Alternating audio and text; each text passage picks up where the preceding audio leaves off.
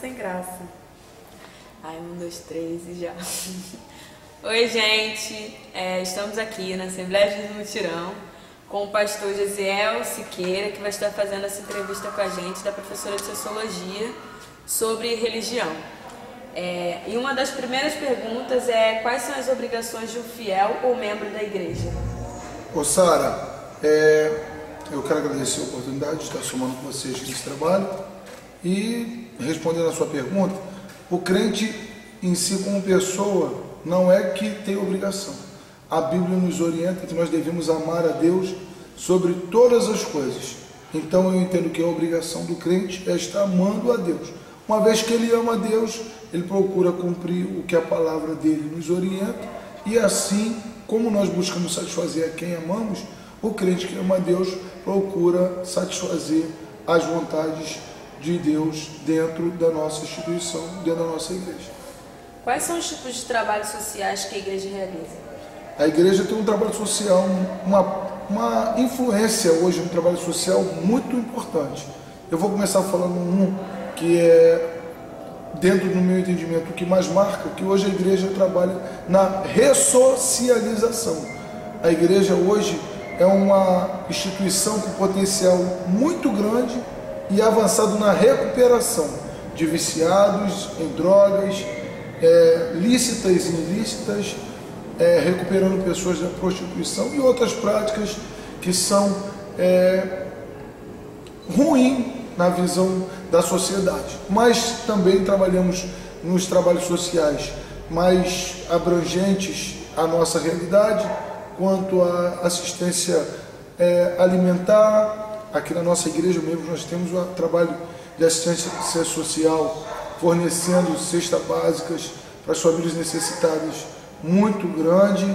Nós trabalhamos também com assistência médica, fornecendo remédio, fazendo socorro. Também trabalhamos com as missões, que são tanto no âmbito nacional como missões transculturais, onde tem alguns irmãos nossos em alguns países, onde nós priorizamos muito a África, e que nós daqui arrecadamos e mandamos para ajudar a instituição. A nossa igreja mesmo trabalha na ajuda de um missionário que ele tem como missão cuidar de 2.000 crianças africanas, que na grande maioria são órfãos de pai e mãe, e com aquilo que nós arrecadamos aqui, nós abençoamos eles lá fazendo um trabalho social. A Igreja Assembleia de Deus, ela é a igreja pentecostal. E o que é Pentecoste? De onde surgiu isso? Em que se baseia? Pentecoste é uma palavra hebraica, né? Vem do povo judeu. Eles tinham algumas festas anuais. Uma delas era as festas das primícias, que eu acho até interessante. No último sábado a nossa igreja fez um culto lembrando esse ato, esse memorial do povo judeu, fazendo o culto das primícias, onde nós viemos entregar nossas primícias para Deus. E 7 semanas após, que daria 50 dias, tinha a festa de Pentecostes. E então a palavra Pentecoste vem de 50, penta, vem do numeral 50. Então 50 dias depois da festa das primícias, o povo tinha a festa de Pentecoste. E nisso, em um desses momentos, está registrado no livro de Atos dos Apóstolos, capítulo número 2, eles estavam lá reunidos na festa do Pentecoste, quando Deus fez com que pela primeira vez esse grandioso movimento pentecostal acontecesse no meio daquele povo, que veio como um ruído, e ali o povo falou em diversas línguas, dando a origem ao movimento pentecostal, na qual hoje nós nos baseamos e pregamos para todos. As igrejas evangélicas são alvo de críticas, principalmente quando se fala de dízimos e ofertas. Qual é a sua opinião sobre isso? Por que as pessoas criticam tanto o ato de dizimar e ofertar? Tudo é muito oportuno, né?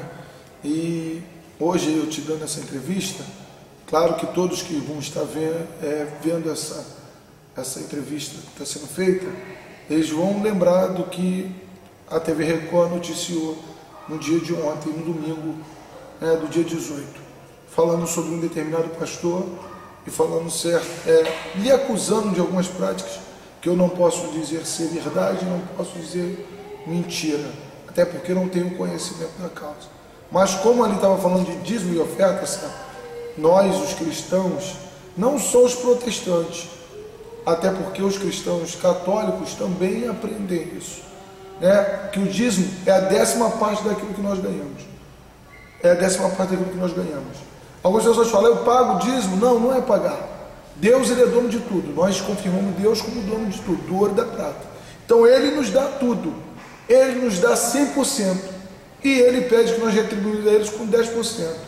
Aí quando eu falo que Deus pede para retribuir com 10%, vem aquela pergunta, Deus precisa de dinheiro? Deus não precisa de dinheiro. Deus não precisa de dinheiro, ele é dono do ouro e da prata. Mas quando Malaquias escreve no capítulo de número 3 e no versículo de número 10, ele fala para trazer todos os dízimos e ofertas à casa do tesouro, para que haja mantimento na minha obra. Aí eu falo para você, como a igreja sustentaria uma obra social se não houvesse verba, se não houvesse dinheiro, finanças? Então, para que nós possamos ajudar a África, para que nós pudéssemos ajudar as pessoas que necessitam de alimento, de remédio, de um transporte, de levar para o hospital, fazer o transporte até de casa. Eu, hoje, graças a Deus, ele já criou uma nova dependência, mas há 4 meses atrás, eu acolhi um menino aqui que ele veio da rua. Quando eu descobri, era uma pessoa casada, tinha família, tinha filhos, e ele morador de rua, separado da esposa. A igreja investiu nele, lhe dando moradia, construiu um comércio dentro da área que ele sabia trabalhar, para que ele pudesse trabalhar, trouxe de volta a esposa e os filhos para conviver com ele. Tudo isso com o dinheiro que os irmãos ofertam e entregam os dízimos na igreja. Então, e o dízimo é o 10% daquilo que eu ganho, devolvendo para Deus. As ofertas é atos de gratidão a Deus. Eu sou grato a Deus pelo que Ele já fez por mim, eu venho e me manifesto ofertando. É como eu tenho um apreço muito grande por você, e eu querendo te satisfazer, eu vou lhe dar um presente. O crente, quando ele está ofertando, ele está demonstrando para Deus o apreço e o sentimento fraternal, o amor, a vontade de agradar a Deus. Tem uma outra oferta que, com certeza, a mídia veicula, e eu preciso falar, que é sobre a oferta de votos. Né? A oferta de votos é aquilo, eu quero alguma coisa, então eu vou e prometo a Deus. A Bíblia nos ensina isso. E eu vou falar aqui de uma oferta muito forte, que eu vou falar só de uma, para nós não nos alongarmos no comentário. Vou falar de Ana. Ana, ela tinha o amor do marido, mas não tinha filho. A tradição daquele povo permitia que o homem, que a mulher não pudesse ter filhos, tivesse uma outra mulher para lhe dar filhos. Então Eucana, marido de Ana, tinha ela e Penina. Penina tinha filhos, mas ele não amava. Era a mulher que dava filhos. Ana tinha o amor, mas era a mulher que não podia dar filho. Mulher que não dava filho para o homem, ela ficava desesperada, porque ela se sentia desvalorizada. Então ela falou para Deus um dia, ela subiu a Siló para entregar as ofertas, e ela falou para Deus que se Deus desse a ela um filho, ela ofertaria a vida do filho para que ele servisse a Deus por toda a sua vida. Deus fez com que Ana gerasse Samuel, que foi um garoto que marcou a história dentro da Bíblia, foi o único juiz, sacerdote, profeta. Fora dele não tem outro homem a não ser Jesus que teve esse ministério. E depois que ela deu Samuel para servir a Deus, ela teve mais 5 filhos. Então, quando nós fazemos votos e Deus nos retribui e nós entregamos, pode ter certeza que quando damos a Ele, Ele faz voltar muito mais para nós. Nas igrejas evangélicas é pregado o batismo nas águas. Qual a importância? E de que devemos abrir mão quando somos batizados nas águas? O batismo nas águas é uma coisa muito interessante. No sábado eu já falei que nos primícios nós apresentamos uma criança. A Bíblia fala que o batismo nas águas é para o arrependimento de pecados confessos. No Evangelho que Mateus escreveu, quando João estava no Rio Jordão batizando, o povo ali que estava se arrependendo e se convertendo ao cristianismo, ele dizia: eu lhe batizo com água para o arrependimento do pecado, mas virá um após mim que irá lhe batizar com o Espírito Santo e com fogo. Então, o batismo em águas é para pessoas que dominam as suas vontades, conseguem discernir entre o bem e o mal, sabe quando está fazendo as coisas boas e ruins, e é uma autoanálise, consciência. Paulo, escrevendo para a igreja de Coríntios, no capítulo número 11, ele falou: examine-se o homem a si mesmo. Então o batismo é dado após um autoexame.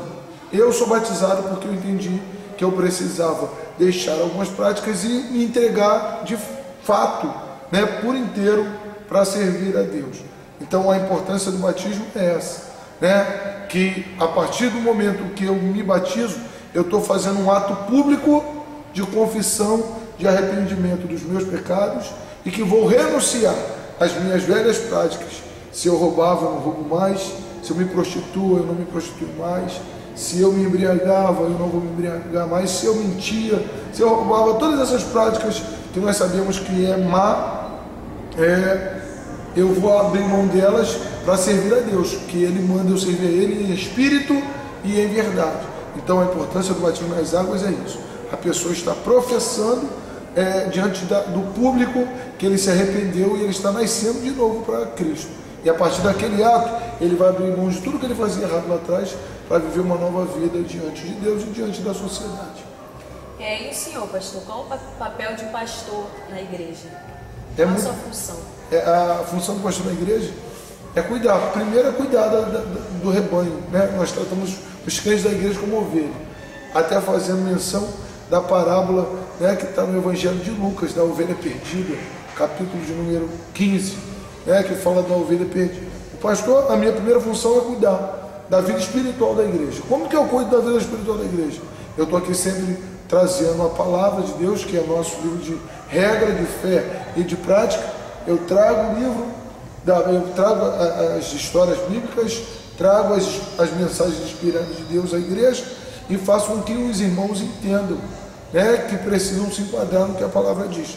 Mas hoje eu vejo a função pastoral com uma relevância bem maior, porque dentro da nossa atualidade hoje, dentro das nossos dias, nós precisamos sobressair. E a igreja sempre foi taxada como um grupo de alienados, pessoas que detinham pouco conhecimento, até por alguns princípios de uma era passada.